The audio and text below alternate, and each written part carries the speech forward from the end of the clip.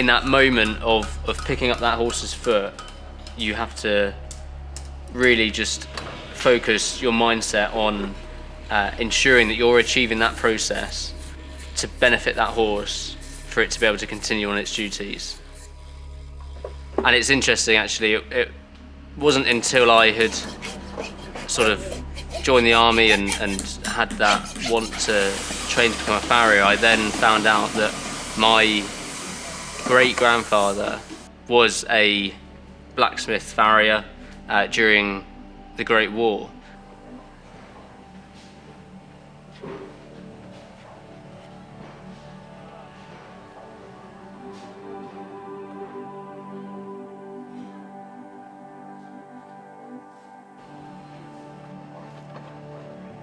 Time. Time is the most precious part of manufacturing. If it goes wrong, you can't regain that time. So getting it right first time, every time is the goal, is the ideal. Beginning as an accoutrement maker and a belt maker, at that period, just before the restoration of the monarchy in 1660, when Charles II comes to the throne. That means that we have now been supplying more than 17 kings and queens since Charles II through to our new king, Charles III.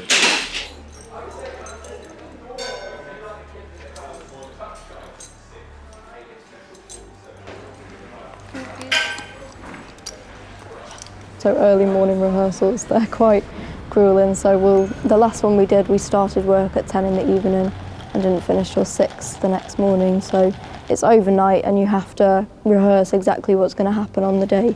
But obviously with the empty streets, because London's such a busy place, you couldn't possibly rehearse it in the daytime.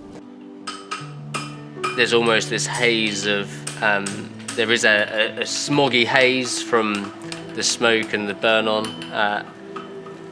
but within all what can feel quite full on and chaotic, there is real precision in what's going on, ensuring that we are doing the best job we can for the horses to be able to go out on parade and be part of that big performance of showing off our country to be what it is.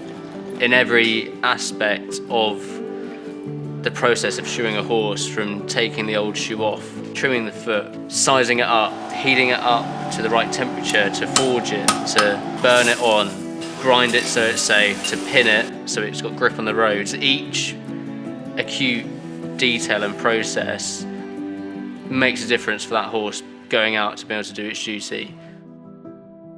The products that we manufacture vary from making single pieces, as we've seen, one set of bridle ornaments for the king's horse, down to making tens of thousands.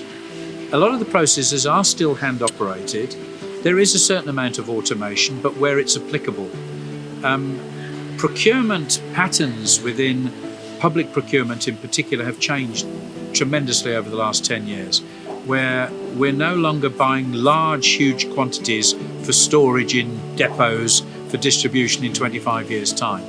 So an awful lot of items are procured as required, which means that you've got to be able to be nimble as a manufacturer. You've got to be able to do quick tool changes to react to the present requirement. And this is one of the reasons why some of the processes are still hand machine and hand operated.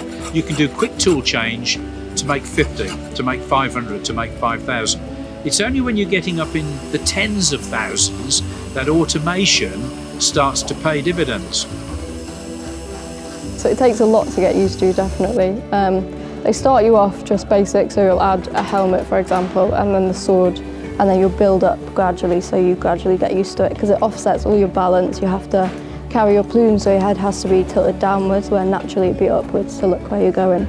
And the jack boots as well, you can't feel what your legs are doing, so it's hard to get used to that, and like learning not to keep your spurs into the horse. You've got to be mindful of the horse and what they're doing, and learning to ride with the one hand. It is tough, but once you get the hang of it, it's still hard work, but it becomes second nature almost. For most people, either in the crowds watching on or at home watching the telly, it does look as close to perfection as it can be.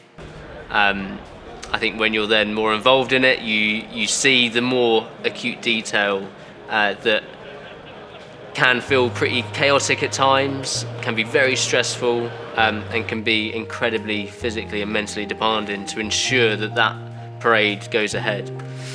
I think that's why, as a regiment, we ensure that we can do as much preparation before each and every parade, and especially the Coronation, to ensure that as many of those details which we, as understanding the job, might see or feel or be a part of, we want to make sure that it can go as smoothly as possible on the day, which then obviously means a lot of rehearsing, a lot of very long days. So on the day of the coronation, you will see straight lines, everyone's dressed off with each other, and we take the time rehearsing that. There's a lot of shouting going on sometimes, get in line, and you learn to stay in line. You look out the corner of your eye to see the person next to you, and then you just ride to the person in front of you, and there's distances that you have to adhere to.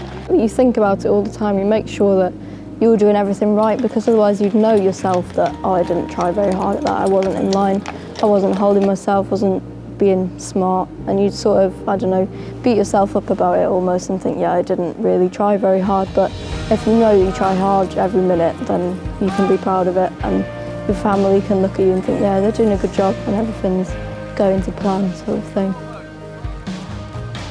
Mainly the officers in charge of the divisions will be in charge of keeping us the distances between certain divisions, so everything looks immaculate and there's nothing out of place on the day.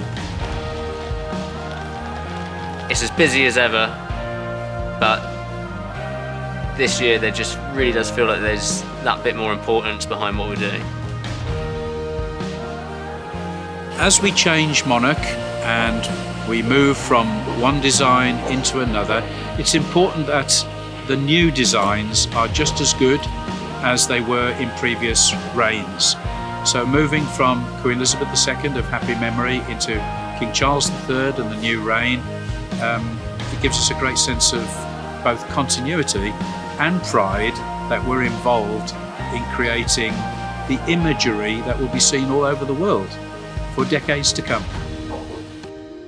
It's a little Christian fish. Their pride in their work, their nation and kin, kept them focused, disciplined, and in for the win. For history shows that those who do are the ones whose legacy shines anew.